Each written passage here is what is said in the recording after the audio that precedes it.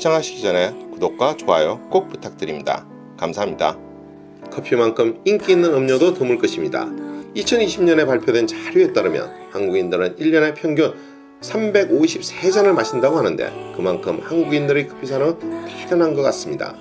커피에 대한 사랑만큼 건강에 대한 염려도 있을 텐데 이는 커피의 주성분인 카페인의 각성 효과 및 심장 박동 증가가 인체에 유해할 수 있다는 염려에서 비롯되었을 것입니다.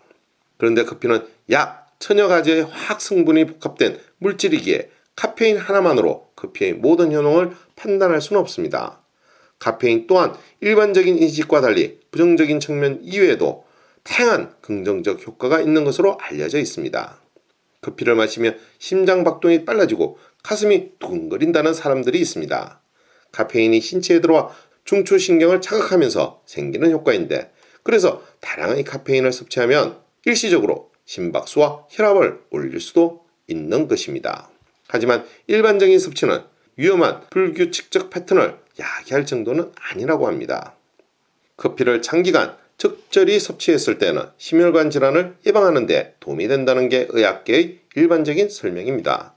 커피에는 폴리페놀, 마그네슘과 같은 미네랄이 포함되어 있어 혈관을 이완시키는 데 도움을 주고 그래서 한두 잔의 커피를 꾸준히 마시는 경우 혈압을 포함한 심혈관 질환 발생률을 15% 정도 감소시킨다는 연구 결과도 있습니다. 여기에서 주목할 커피의 성분이 바로 폴리페놀이라는 것입니다. 폴리페놀은 식물에서 발견되는 방향족 알코올 화합물의 일종으로 그 종류는 수천 가지가 넘습니다. 녹차에 든 카테킨, 포도주의 안토시아닌 등이 대표적이며 커피에는 클로로겐산이라는 것이 있습니다. 커피에는 와인의 3배, 녹차의 4.5배나 많은 폴리페놀을 함유하고 있는데 이는 특히 암 촉진 단백질의 결합을 방해해 암세포 성장을 억제해주는 것으로 알려져 있으며 비타민 C보다 강력한 항산화 물질로 뇌와 신체 노화를 막아주는 역할도 합니다. 이외에도 커피에 있는 페스토리나 카오엘 등 지방 성분은 면역력 강화, 혈당 저하 등의 효과가 있는 것으로 밝혀졌습니다. 그래서 커피를 매일 마시는 사람은 당뇨병에 걸릴 위험이 평균 14에서 30% 정도 낮아진다고 합니다. 이와 같이 커피에 대한 다양한 연구를 통해 커피의 여러 성분들이 우리 인체에 긍정적인 영향을 끼치는 것으로 밝혀지게 되었습니다.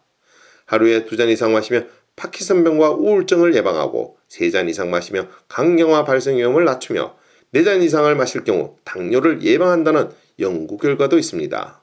특히 3잔에서 5잔을 마셨을 경우에는 3잔 이하보다 사망률을 낮춘다는 학계 보고도 있습니다. 이런 긍정적 효과에는 우리가 알고 있는 카페인의 효과도 포함되어 있습니다.